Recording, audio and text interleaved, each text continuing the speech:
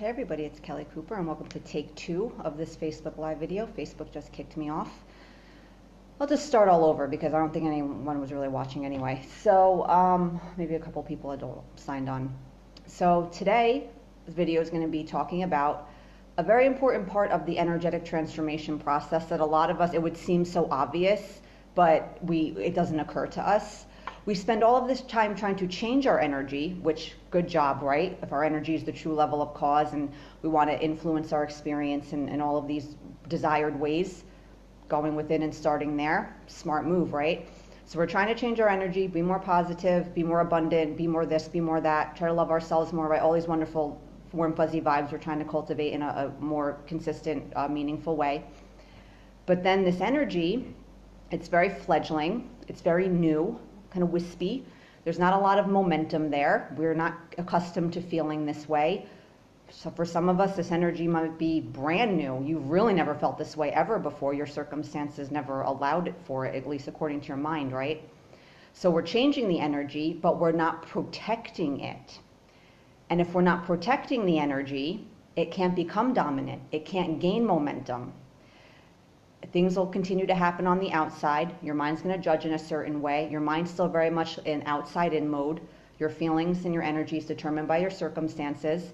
It's always going to find a problem in your outer reality. It could turn anything into a problem. It's going to judge things in ways that are not going to serve you. And the dominant energy now that you're trying to change, that just comes rushing back to the surface because, again, this new energy, it's still new, it's still fragile. And again, with the outside-in living still deeply ingrained, your positive emotion is still going to remain largely conditional in the beginning. And we have to be aware of this. And when we're not protecting the energy, it's very hard to break out of the outside-in living and having our positive emotion not be conditional on circumstances that your mind has labeled as good. And I like this, so you get to feel good about this. I'll give you permission to feel okay. So what happens, right? We say our affirmations in the morning, we write our gratitude journal or what we script our future reality, all this stuff, right? We have all our tools and techniques. They can help activate energy. They can help us shift our focus. Awesome, great. They're making you feel good. They're serving their purpose. But then beyond those few minutes a day, when you're activating this new energy and trying to build it, again, throughout the day, how are you nurturing and protecting it? And then a lot of us, again, like I said, it would seem so obvious, this part of the equation. Oh, the protecting of this new energy so I can protect it so it can flourish and grow and build momentum. But then we're like, oh yeah, I'm not really doing anything to protect it. Day-to-day life, I'm still living exactly the same. I'm not paying attention to anything in my reality that affects me emotionally. My deeply ingrained habits, right, nothing's changed.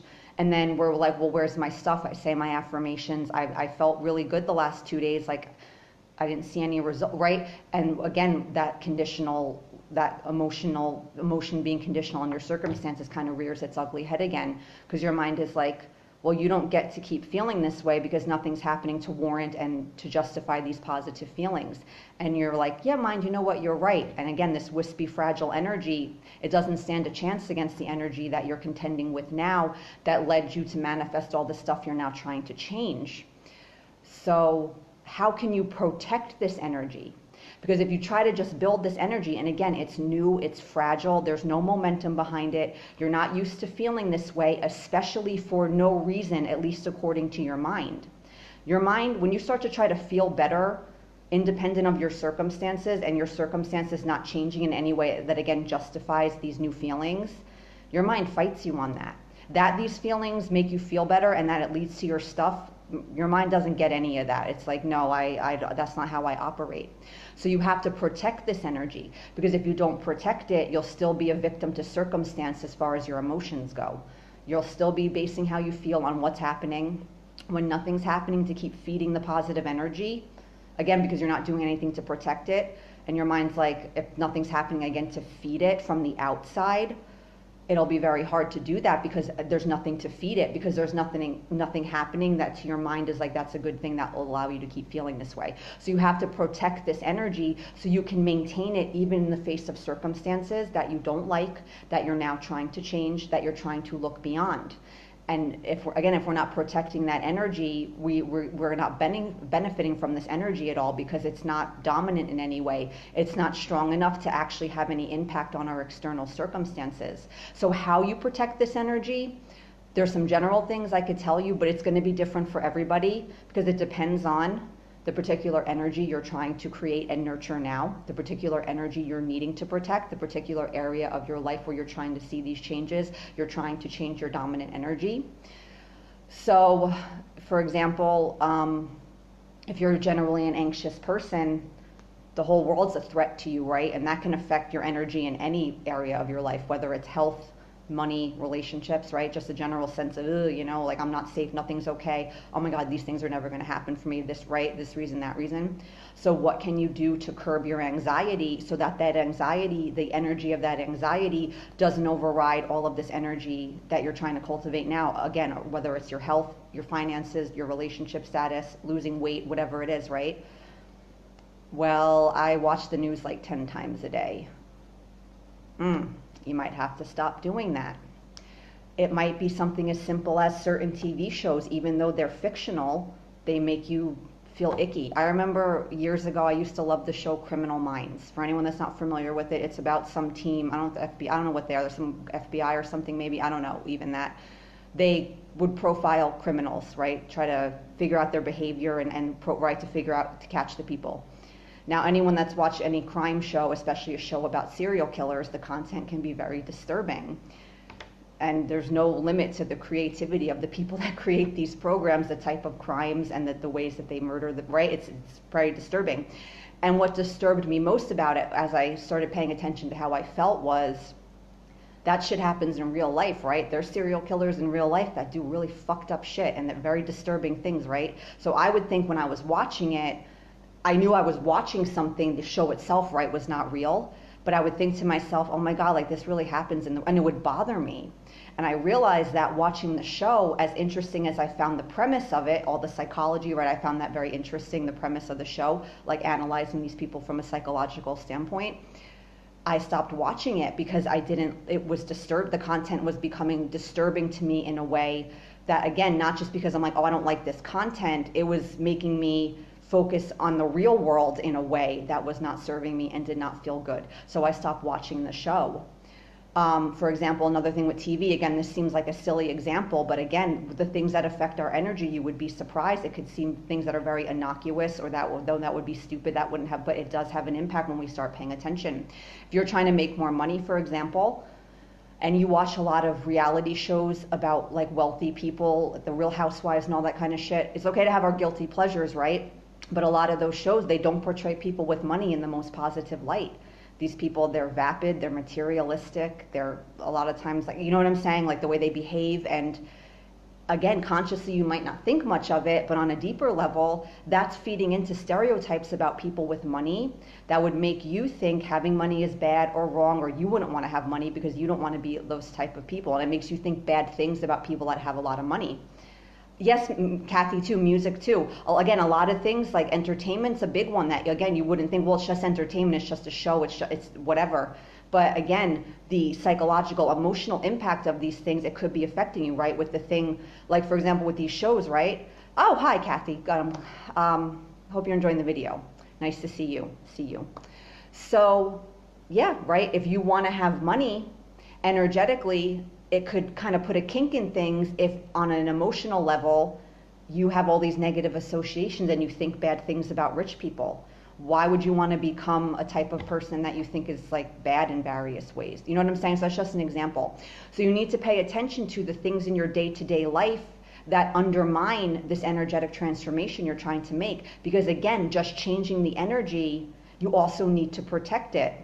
Yeah, right, listening to sad songs and crying, which sometimes it'd be good to get the ball rolling. But yeah, again, if you're going through your breakup, listening to love songs that make you bawl, on one hand, it could be helpful if you feel like it's letting you get out emotion, but if it's just triggering and it's making you feel sad and you want to, like, you know, you feel a little addicted to your sadness and you want to feed it, then that's a different story, right? So yeah, that's a really great example, Kathy. So you have to pay attention to these energetic saboteurs in your day-to-day life, because right, for most of us, when we weren't paying attention to our energy at all, if you're not paying attention to your energy, then you're definitely not paying any attention to anything that affects your energy, because it's just not something you're thinking about. So again, what happens is everyone jumps right to changing the energy, which of course that's good, but then we're not protecting it. And if you're not protecting this energy, it can't really take root in your vibe in any real way, because again, it's new, it's fledgling, it's fragile, it's a little wispy. It's competing against some very deeply ingrained energies that are not serving you, that are very, again, they're deeply ingrained, that they inform your habitual reactions and your habitual behaviors to everything. And again, we're kind of we're operating on autopilot, really, right? We have all these emotional responses locked and loaded to all our life circumstances based on our conditioning. We see everything happening now and what might happen in the future through the filter of the past and all this stuff, right? And if you want to be a conscious creator, you need to be conscious of what's happening in your world, inner and outer world, and how the two are impacting the other, right? So this protecting the energy, again, it seems like super obvious, like, oh, duh, of course I would do that. But most of us were not. We're just trying to activate the energy. We say our affirmations for a few minutes, but again, then it's our day-to-day life is just business as usual, and we're not paying any attention to how we're conducting ourselves or the things we're exposing ourselves to, how that's actually affecting our energy. And again, it could be something as seemingly silly as a television show, but pay attention. You might need to stop watching the news 20 times a day if it's making you feel terrible about the state of the world. That just general feeling like the world is going to shit, that's going to make you feel very hopeful about your prospects of improving your own life in whatever way you want to improve it. You'll be like, oh, what's the fucking point? We're all going to die, or what, you know what I'm saying? Or if you're trying to, manifest more money in particular, and you read all doom and gloom about economic this, and we're all going to the economy's going to collapse, and all this like really scary shit that really bothers you, that'll be, that's not good for your money vibe. Again, it'll be different for everybody. Everyone responds to things in their life differently. It's something that's a problem for one person, it might not be a problem for the other. So again, you have to pay attention. Yeah, there's some general things you could do, like not watching the news or this or that, but a lot of stuff, it will be very unique and individual. And again, it might be things that you wouldn't think on a conscious level, quick thought, that would be a problem, but for you personally, it could be a problem. So do what you can to rectify it and to protect this energy and to remove these energetic saboteurs right from your life. It could be, you have lunch with your coworkers every day and all they do is complain and bitch and moan about work and this thing and that thing, and they're really negative and you don't, and being around them kind of drags you down. They make you, there's whatever their energy is, right? And it just makes it kind of infects you, right? Because again, this new energy, it's fragile, it's fledgling, it's going to be very vulnerable to your outside circumstances and what you're feeding your mind from your outside influences. And again, it can't really gain any stability because it's not being protected. And the dominant energy just gets triggered over and over again, and it remains, which means it will remain dominant. So for that example, maybe start going out to lunch, or take a walk, go eat your lunch in the park, or work out do something where you're not hanging around these people every day for an hour and they're like just fucking up your energy in all these different ways. So you might have to set boundaries with certain people. That might be something to protect your energy. Some of these changes you might need to make, they might not be easy. I won't lie, because it might require you to interact with people in ways and make changes to your relationships that other people might not like, because a lot of times when setting boundaries and making these sorts of changes in our interpersonal relationships, it often means that what someone is used to getting from you now, they're not going to be getting it anymore. And nobody likes not getting what they want, right? So some of these changes, they might be a little challenging. You might not feel quite ready for some of them, but at least be willing to seriously consider moving towards making them. If you can't just totally make them tomorrow, that's fine. Oh yeah, see Kathy, right, the lunchroom at work. I used to work in you know how it is. And yeah, sometimes there could be the shared camaraderie, let's bitch about the boss a little or this thing or that thing. But I remember one job I used to work at, my last true office job before I quit and started doing more like self-employed type stuff. Everybody I worked with seemed to truly hate working at this company. I was only there for like 6 months, but Like, it was way beyond just like normal bitching about yeah, that's normal, right? I was just like, I would think to myself, the way I'm like, why the fuck do you work here? Like, I don't understand. Like, you really seem to hate it here. It was very annoying. And I really kind of distanced myself from it because in my heart, I knew I wasn't going to be there a long time probably anyway. So I didn't get as worked up I didn't like the job really either, but I knew even before I left, I knew this wasn't going to be some long-term job, right? So I was kind of fine with it. But yeah, I consciously, like, I didn't engage with these conversations because it was like, are you, like, the level to which they hated it, I was like, why do you fucking work here? I don't understand. Like, you really hate, all of you really seem to hate this job. I don't get it. But, right, so you got to pay attention. And again, sometimes this might be doing things that other people won't understand or it seems uncomfortable. Like, for example, you might have a parent or someone close to you, they like to talk about stuff that just you don't like talking about. They're always bitching about politics or they're this thing or that thing, just doing whatever it is, right? And sometimes you might have to be like, you can talk about this stuff to whoever you want. I don't like talking about it, so when we're conversing together, this is not a topic of conversation I'm willing to engage with anymore. Again, that might feel a little uncomfortable. They might judge you as whatever. Oh, trying to protect yourself from negativity, all this. Fuck them. Who cares? You understand what you're doing, the benefit of it. You can't worry what other people are going to think about. Oh, you're trying to put your head in the sand and avoid negative.